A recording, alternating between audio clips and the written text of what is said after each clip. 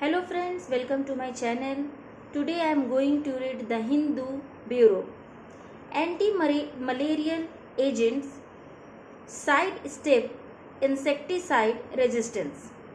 Researchers reported in Nature on May 2022 that they had identified compounds that could target the deadly malarial causing parasite Plasmodium falciparum during its developmental stages in Anopheles mosquitoes, potentially enhancing efforts to control malaria in an affordable way in the resource poor areas where it is often endemic.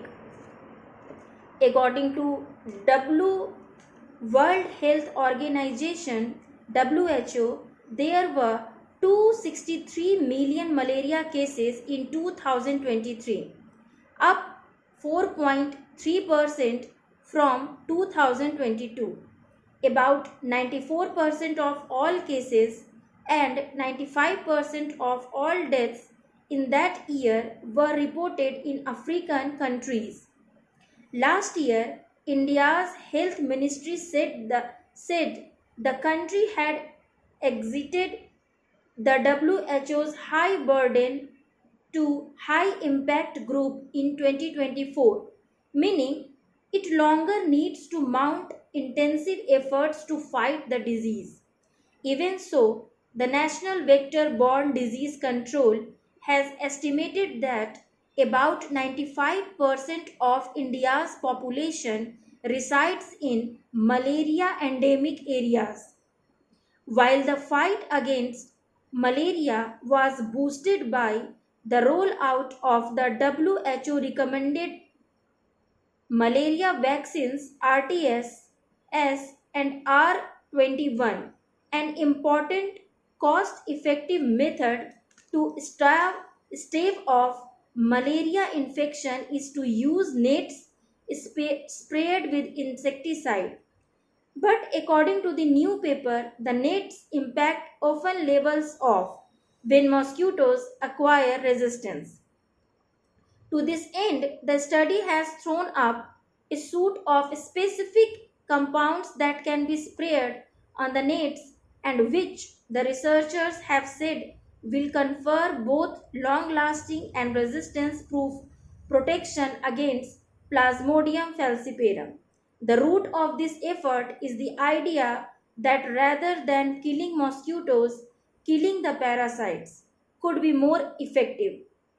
The researchers screened 81 compounds with known anti-malarial properties, targeting the early developmental stages of Plasmodium falciparum within mosquitoes.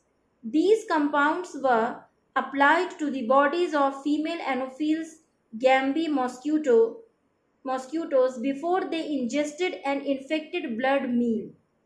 Then the researchers assessed the mosquito's parasite burden a week later by counting the number of oocytes, an important phase of the Plasmodium falciparum life cycle when it proliferates into its infectious form. They shortlisted 22 compounds that mitigated parasite infection, including endocrine-like quinolones ELQs, antimicrobial agents known for their potent action against many human parasites. ELQ 456 in particular completely blocked parasite infections, while ELQ 331 tamped down the infections spread.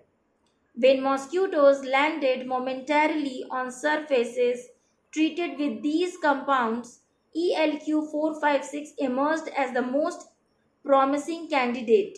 They also found that when mosquitoes briefly contacted a combination of ELQ 453 and ELQ 613, Plasmodium falciparum infections in their bodies were kept to a significant degree from maturing to their infectious forms.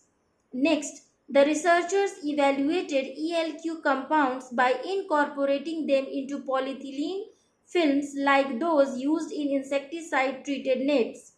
Reportedly, the films effectively inhibited parasite development in both standard and insecticide resistant mosquito strains even after they were stored for a year in the open. Finally, the team assessed the potential for these agents to induce antimicrobial resistance in the parasite.